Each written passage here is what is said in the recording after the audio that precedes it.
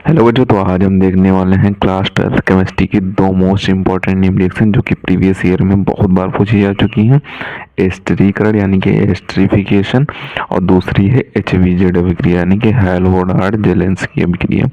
तो ये दो इम्पोर्टेंट रिएक्शन हैं, बहुत ही सरल रिएक्शन है, तो हम आपको इनको आसान भाषा में समझा देते हैं। तो यहाँ पे ये जो रिएक्शन थी 2016, 17, 23, 24 में पूछी गई। इस बार भी इसके आने के चांसेस हैं, तो इसे देख लेते हैं। तो इसमें सबसे पहले इसकी थ्योरी देखेंगे, उसके बाद इसके रिएक्शंस को देखेंगे। तो थ्योरी में दिया हुआ है कि एल्कोहल कार्बोक्सिलिक अम्ल यानी कि जो कार्बोक्सिलिक अम्ल होता है उसे वसीय अम्ल भी कहते हैं। एल्कोहल को कार्बोक्सिलिक अम्ल के साथ सांद्र H2SO4 की उपस्थिति में क्रिया करा के क्रिया कराने पर हमें एस्टर प्राप्त होता है, यानी कि एस्टर बनता है। उपस्थिति में क्रिया करके एस्टर बनता है। तो यहाँ पे जो कार्बोक्सिलिक अम्ल था इसको एल्कोहल के साथ जब हम अपघटित कराएंगे सांद्र H2SO4 की उपस्थिति में, जैसा कि यहाँ पे बोल रहा है कि एल्कोहल को कार्बोक्सिलिक अम्ल के साथ सांद्र H2SO4 की उपस्थिति में क्रिया कराई तो हमें एस्टर यानी कि RCOOR' प्राप्त हो जाएगा और H2O मुक्त हो जाएगा। और यहाँ पे जो एक R होता है उसे हमको R लिखना है और दूसरे R होता है उसे R' लिखना है, क्योंकि यहाँ पे जो दूसरा R होगा वो कार्बन की लंबी श्रृंखला को डिनोट करेगा। अब हम आपको इसका एग्जाम्पल बता देते हैं। तो एग्जाम्पल में दिया हुआ है R की जगह पे आप CH3 लिख लेंगे जो पहला R है, और दूसरे R की जगह पे आप C2H5 लिख लेंगे, क्योंकि यहाँ पे R यानी कि दोनों R को आपको डिफरेंस में रखना है, डिफरेंट रखना है।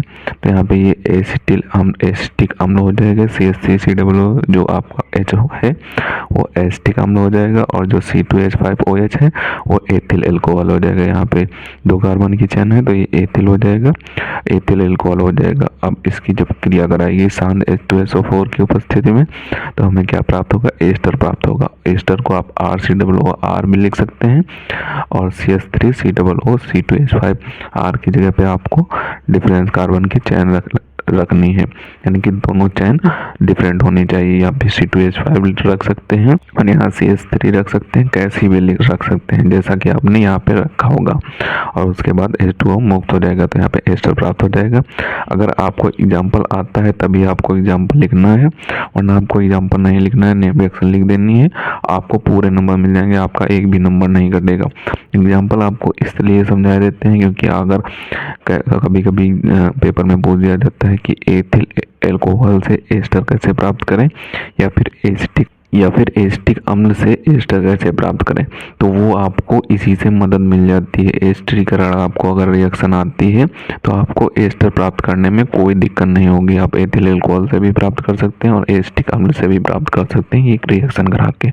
तो इसीलिए आपको एग्जाम्पल समझा दिए जाते हैं। अगर आप एग्जाम्पल लिख देते हैं तो भी कोई आपके नंबर नहीं काटेगा, नहीं भी लिखते हैं तो आप इतना ये लिख देंगे तो आपको नंबर मिल जाएंगे। ये लिखते हैं या फिर एग्जाम्पल ही लिख दें तो आपको नंबर मिल जाएंगे। अब हम आपको HVZ अभिक्रिया यानी कि हेल्होडार्ड जेलेंस्की, इसका फुल फॉर्म होता है, जेलेंस्को अभिक्रिया समझा देते हैं, जो कि 2018 और 19 में पूछी गई थी।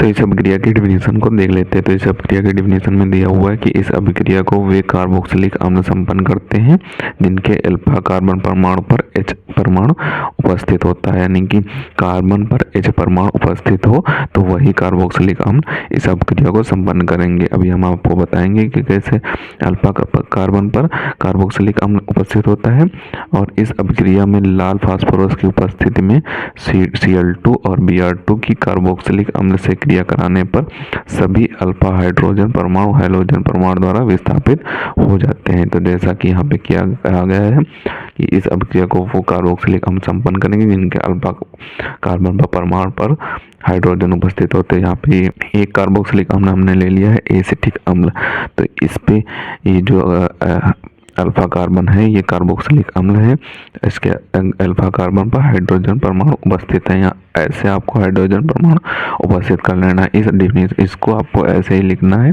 तभी एग्जामिनर को क्लियरिफिकेशन होगा, तभी आपको अच्छे नंबर मिलेंगे। तो यहाँ पे आपको ऐसे लिख लेना है, और Cl2 की उपस्थिति रखनी है, रेड फास्फोरस की उपस्थिति रखनी है।